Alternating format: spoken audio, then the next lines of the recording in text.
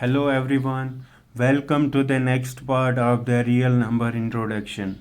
पिछले वीडियो में हमने कुछ नंबर्स को डिस्कस किया था। इस वीडियो में हम कुछ थ्योरम्स को देखेंगे, जिसमें पहली थ्योरम जो है वो यूक्लिड्स डिवीजन लेमा है।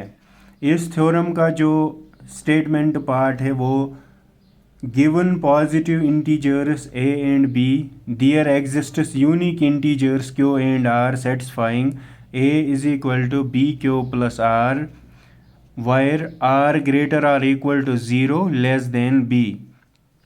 इसका मतलब क्या है कि अगर हमारे पास कोई पॉजिटिव इंटीजर्स है a एंड b, तो जब हम उन दो पॉजिटिव इंटीजर्स को यूज़ करेंगे तो हमारे पास और दो यूनिक इंटीजर्स एग्जिस्ट हो जाएंगे q एंड r, जिनको हम नाम दे देंगे। तो इसको मैंने समझने के लिए एक एग्जांपल ले ली है 455 एंड 42। 455 जो है, जो इन दोनों में जो बड़ा नंबर होता है उसको हम a लिखते हैं, उसको हम a नाम देते हैं, और इनमें जो छोटा नंबर होता है इनको हम b नाम देते हैं, उसको हम b नाम देते हैं। तो उनको हम डिवाइड करेंगे। ये जो 455 है उसको हम डिवाइड करेंगे 42 से। तो पहले क्या होगा, पहले जब हम 1 से करेंगे तो वहाँ पे 42 आएगा, तो यहाँ से 3 आएंगे और ऊपर से 5 जो है वो नीचे चला जाएगा।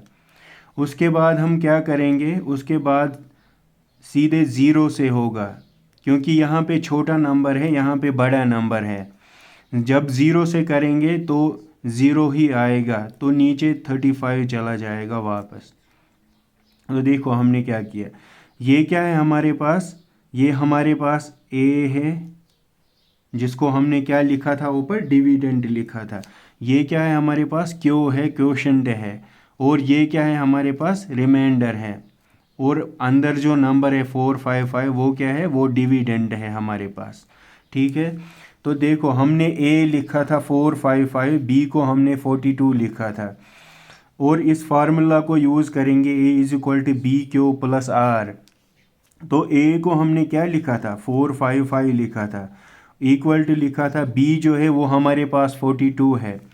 तो जब हमने डिवाइड किया तो q हमारे पास क्या आ गया, q हमारे पास 10 आ गया, तो q की जगह मैंने यहाँ पे 10 लिखा है। ठीक है, तो प्लस, और r की जगह पे यहाँ पे क्या आ गया हमारे पास, r की जगह पे 35 आ गया, इसलिए मैंने r की जगह पे यहाँ 35 लिखा है।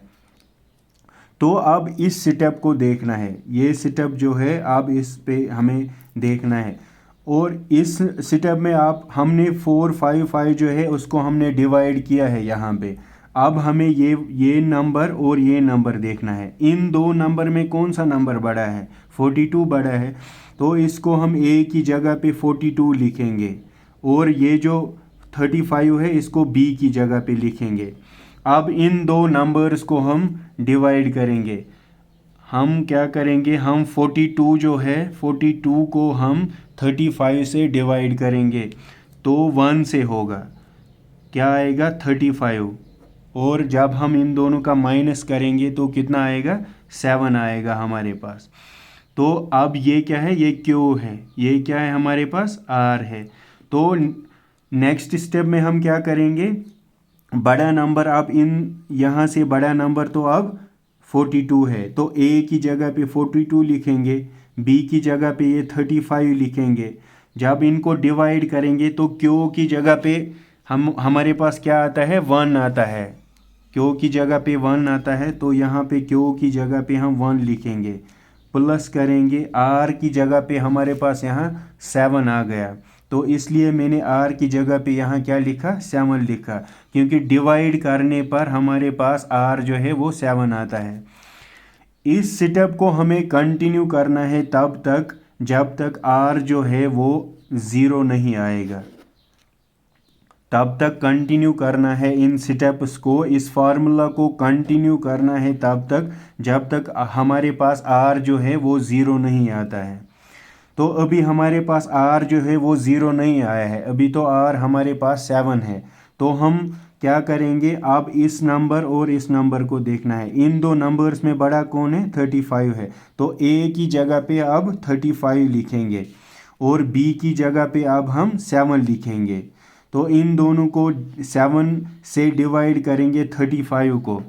जब 35 को 7 से डिवाइड करेंगे, 35 को 7 से डिवाइड करेंगे तो क्या आएगा, 7 5 ज़ा 35। तो डिवाइड क्वोशंट क्या आ गया, 0।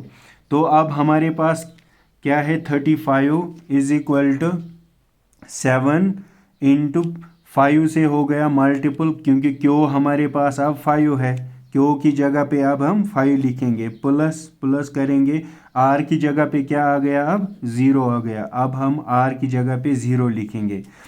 तो हमें यहाँ पे इन स्टेप्स को एंड करना है, कंक्लूड करना है। क्यों, क्योंकि ये थ्योरम ही हमें बोलती है कि जब आपके पास आर जो है वो 0 आएगा, तब बी की जगह पे जो नंबर होगा वो इन दो नंबर्स का HCF होगा।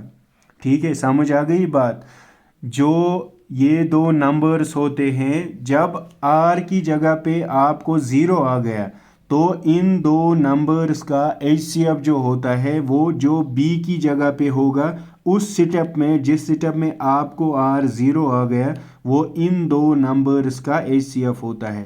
तो क्या आ गया यहाँ पे HCF इन दो नंबर्स का, 7 आ गया। दूसरी थ्योरम क्या है हमारे पास, fundamental theorem of arithmetic. Fundamental theorem of arithmetic, इस थ्योरम का जो स्टेटमेंट है वो every composite number can be expressed as product of primes and this factorisation is unique apart from the order in which prime factors आकर। इस statement का मतलब ये है कि कोई भी कंपोजिट नंबर जो हमारे पास होता है, कंपोजिट नंबर कौन से नंबर होते हैं, कंपोजिट नंबर वो नंबर होते हैं जिनके फैक्टर्स एक से ज़्यादा होते हैं, दो से ज़्यादा होते हैं। तो उनको हम क्या कैसे लिख सकते हैं, प्रोडक्ट ऑफ प्राइम्स भी लिख सकते हैं। फॉर एग्जांपल के तौर पे मैं आपको बोलूँगा, अगर हमारे पास नंबर 20 है तो उस 20 को मैं फैक्टोराइजेशन करूँगा। 2 10 आएगा 20, 2 5 आएगा 10, फिर 5 1 5 आएगा। तो 20 को मैं ऐसे भी लिख सकता हूँ, 2 इंटू 2 इंटू 5।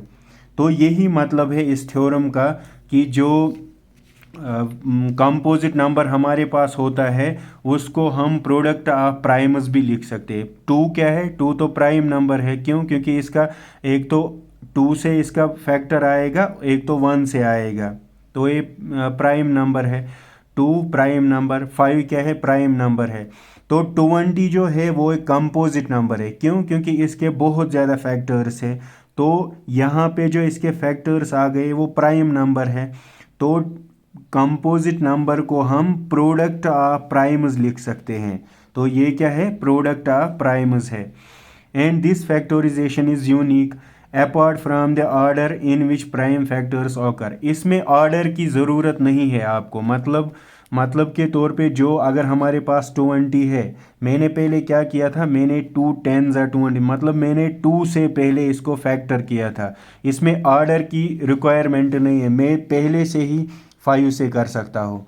5 4 20, फिर मैं कर सकता हूँ 4 1 4। ठीक है, तो इसमें ऑर्डर की ज़रूरत नहीं है। आपको ये ज़रूरी नहीं है कि आप 2 से छोटे वाले टेबल से प्राइम फैक्टर्स करो, वो इसमें ऑर्डर की रिक्वायरमेंट नहीं है।